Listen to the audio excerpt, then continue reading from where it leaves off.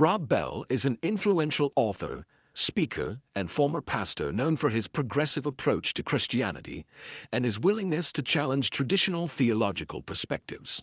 Born on August 23, 1970 in Lansing, Michigan, Bell grew up in a Christian household and developed an early passion for both faith and creativity. His father was a judge, and his upbringing instilled in him a strong sense of justice and exploration of deeper truths. He attended Wheaton College, a well-known evangelical institution, where he studied communications and engaged in various creative pursuits, including playing in a band. Later, he pursued further theological education at Fuller Theological Seminary in California. Bell first gained widespread recognition as the founding pastor of Mars Hill Bible Church in Granville, Michigan, in 1999. The church quickly grew into one of the largest in the United States, attracting thousands of attendees each week. His teaching style was dynamic and engaging, often incorporating storytelling, historical context, and deep theological insights. He rejected the traditional megachurch model, preferring instead to foster an environment that encouraged questioning and exploration. Bell's sermons resonated with many, particularly young believers who were searching for a faith that felt relevant to modern life. His innovative Pneuma video series, released in the early 2000s, further cemented his reputation as a fresh voice in Christian teaching. The short films combined high-quality visuals with thought-provoking messages, making complex theological ideas accessible to a broad audience. However, Bell's willingness to question long-standing Christian doctrines, particularly about heaven, hell, and salvation, led to controversy. His 2011 book, Love Wins, became a turning point in his career. In it, Bell explored the nature of the afterlife, questioning whether a loving God would condemn people to eternal punishment. While he did not explicitly embrace universalism, many interpreted his ideas as challenging the traditional evangelical belief in hell. The book sparked intense debate, with some praising Bell's courage to ask difficult questions, and others condemning him as heretical. The backlash from conservative Christian circles was swift and severe, leading to his eventual departure from Mars Hill Bible Church later that year.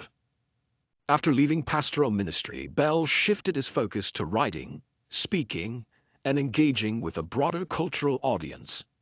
He moved to California and began working on projects that extended beyond traditional Christian settings.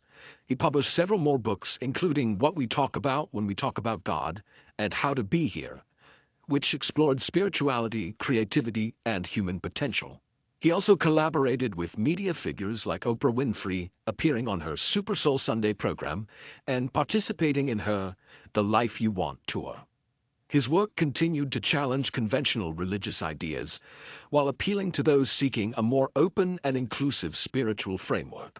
Despite the controversies that marked his career, Bell remained committed to his belief that faith should be dynamic, evolving, and deeply connected to love and justice.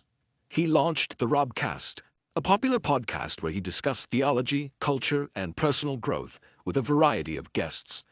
His approach blended biblical insight with philosophy, science, and storytelling, making his message appealing to both religious and non-religious listeners. Throughout his journey, Bell's impact on modern spirituality has been undeniable. While some within evangelical circles view him as a cautionary tale of theological drift, many others see him as a necessary voice for a new generation of believers. His willingness to question, to evolve, and to embrace mystery has made him a significant figure in contemporary Christianity, demonstrating that faith is not about rigid certainty, but about continual discovery. Rob Bell sat alone in his study, the dim glow of his desk lamp casting long shadows across the room. Outside, the waves of the Pacific crashed against the cliffs, a rhythmic yet distant reminder of the world beyond his thoughts.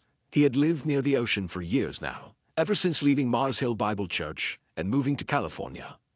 But tonight, the vastness of the sea felt like an echo of his own emotions, deep, endless, and uncertain. He reached for his worn leather journal, the same one he had carried for over a decade, and flipped through its pages.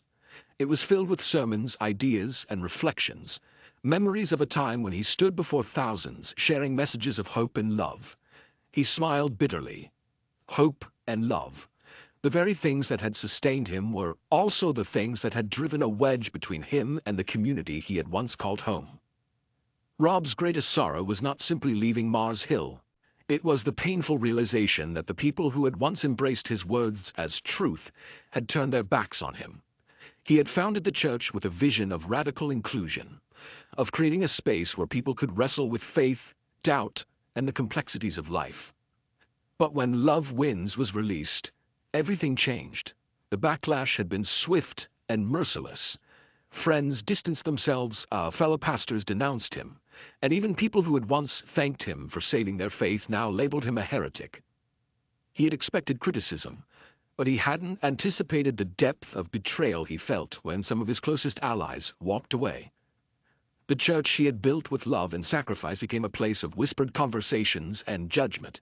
Eventually, he knew he had no choice but to leave. The departure wasn't just professional, it was personal. The church had been his life, and in many ways his identity. Stepping away felt like losing a piece of himself, but the hardest part was watching his family endure the fallout. His wife, Kristen, had always been his rock, standing beside him in the storm, but he saw the exhaustion in her eyes as she watched the people they had called friends disappear. His children, still young at the time, didn't fully understand why their world had shifted. They only knew that their father was sad, in a way he had never been before. But even in his grief, Rob found light in unexpected places. Kristen's unwavering support reminded him that love was not defined by the approval of a congregation. His children's innocent curiosity reminded him why he had begun questioning in the first place, because faith should be alive, growing, evolving. Slowly, he rebuilt. He poured himself into writing, into speaking engagements that took him beyond the walls of the church, into conversations with people from all walks of life. He found solace in the words of strangers who told him that his work had given them permission to believe again, to see God in a new way. One evening, years after he had left Mars Hill, Rob stood in his living room, surrounded by his family. They had just finished dinner, and his son was playing guitar while Kristen hummed along. For the first time in a long time, he felt a deep sense of peace. He had lost a church, but he had not lost love. He had lost a platform, but he had not lost his voice. And as he listened to his family's laughter filling the space, he realized that in losing one world, he had found another. One built not on institutions, but on the enduring power of love, grace, and the courage to keep moving forward. Thank you so much for watching. I really appreciate your support. If you enjoyed this video, be sure to leave a like and comment below. I'd love to hear what you think. See you in the next video.